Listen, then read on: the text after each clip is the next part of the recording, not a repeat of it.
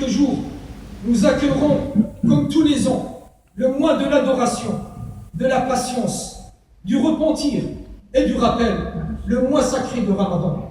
Et pour cette occasion, nous avons quelques messages et conseils à transmettre pour bien se préparer afin de profiter de ce mois-ci.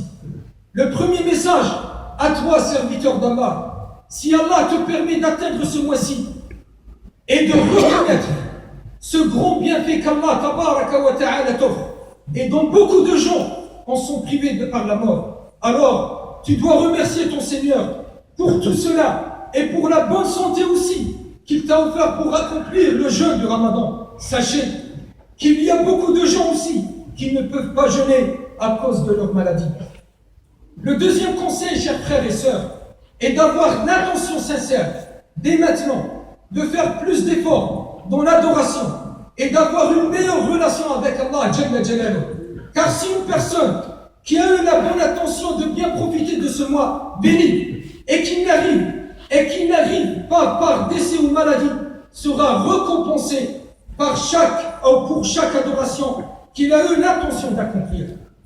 Et c'est une bonne chose que nos croyants se préparent pour le mois de Ramadan en faisant un programme pour organiser ces différentes adorations comme la lecture du Coran, la prière, les aumônes, etc.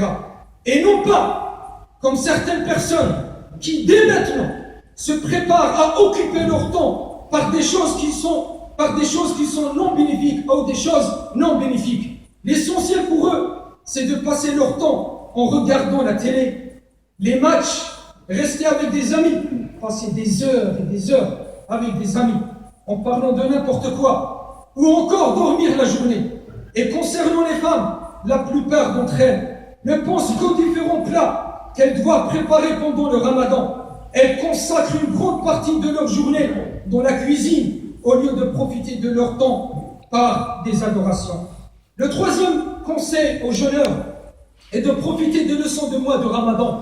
Parmi celles-ci, lorsque le jeûneur souffre de la faim et de la soif, durant les longues journées du Ramadan, il doit se rappeler de la soif et de la souffrance du très long jour de la résurrection, ce jour qui durera 50 000 ans. Parmi les leçons à retenir aussi, le monothéisme pur, al-ikhlas, car le jeûne développe la pureté du cœur. En effet, le jeûneur peut rompre son jeûne en cachette, mais il ne le fait pas, car il sent qu'Allah tabaraka wa ta'ala le voit, car il sent qu'Allah tabaraka wa ta'ala l'observe. Et parmi les leçons à retenir, le jeûne développe le comportement de la générosité et de la solidarité envers les pauvres qui souffrent de la même faim, mais toute l'année. Serviteurs d'Allah, il y a des conseils aussi pour les veilleurs pendant les nuits du Ramadan. Premièrement, l'obligation d'être sincère. C'est important. L'obligation d'être sincère.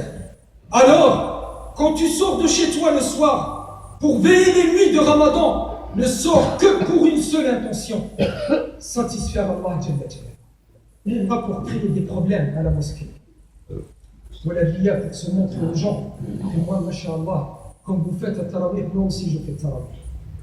Et toi aussi, ma sœur, lorsque tu sors de chez toi pour aller prier à la mosquée, ne sors que pour satisfaire Allah Jalla Jalla. Et non pas pour discuter ou rencontrer des copines. Lorsque tu sors, ne sors pas parfumé et ne sors qu'avec une tenue correcte qui n'attire pas les regards et qui ne dessine pas les formes. Tout ceci afin que tu ne t'exposes pas à la colère d'Allah Jalla Jalla. Le deuxième conseil à toi, cher veilleur, est de te concentrer sur les sens des versets du Coran et ressentir que celui qui te parle, c'est Allah Jalla Jalla. Alors quel honneur qu'Allah te fait, cher veilleur. En conclusion, il faut profiter de ce mois béni en accomplissant un maximum d'adoration et de ne pas perdre son temps dans des choses futiles. Wallahu ta'ala a'la wa a'lam. Allahumma ballighna Ramadan. Amin. Allahumma ballighna Ramadan. Amin. Allahumma ballighna Ramadan. Amin. اللهم اجعلنا فيه أسعد الناس بطاعتك ورضوانك يا رب العالمين. آمين. اللهم اغفر لنا ولوالدينا وللمؤمنين يوم آمين. يقوم الحساب. اللهم أعز الإسلام الإسلام والمسلمين، وكن لإخواننا المستضعفين يا رب العالمين.